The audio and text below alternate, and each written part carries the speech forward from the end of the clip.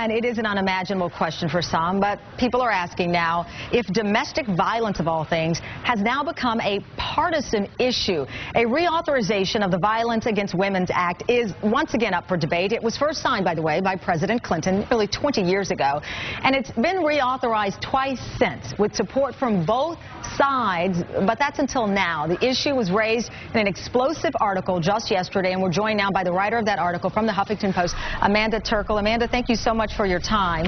Thanks for having me. So your headline is Violence Against Women Act becomes a partisan issue. Explain to me what's going on here.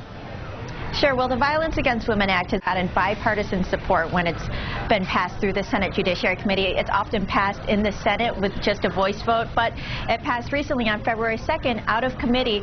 Only Democrats, no Republicans supported it. And so, I mean, this is clearly just showing what a partisan Congress this is and how apart both sides are. Even this legislation is partisan. In your article, you quote Senator Leahy. He says, helping victims of domestic violence should not be partisan. I remember when I was a prosecutor and I'd go to a crime scene at 2 in the morning where there was victims of domestic violence. I never remember the police saying, well, we can only investigate this if it's a Democrat or a Republican or whatever else. Their reaction was, how do we find the person who did this? It's outrageous to make this a partisan issue. And a lot of the objections that you pointed out in your piece, led by Senator Charles Grassley, what are his objections here? Well, one of the objections is to a provision that says people who receive grants under the Violence Against Women Act cannot discriminate, for these grants based on sexual orientation or gender identity. Not saying these people get any extra protections, they just cannot be discriminated against. And there's another provision where more undocumented immigrants who have been victims of these crimes, they can come forward, they won't get kicked out of the country. Senator Charles Grassley said this shouldn't be a way to get more immigrants into the country. So they're issues, basically social issues like this.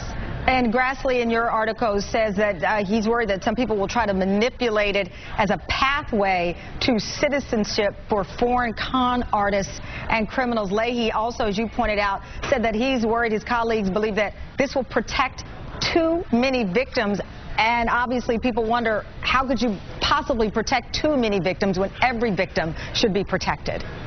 Exactly. People aren't getting special treatment. Just it says you cannot discriminate against anyone if they happen to be gay, lesbian, gender, and the number of undocumented women who would get to stay in the country if they're victims of these crimes. It's a pretty small jump. It's from 10,000 to 15,000 visas, and these are visas. They're not new visas. They're just ones that haven't been used in the past. All right. Thank you very much, Amanda. Your report, nonetheless, very intriguing. People should go to the Huffington Post and read more. Thank you.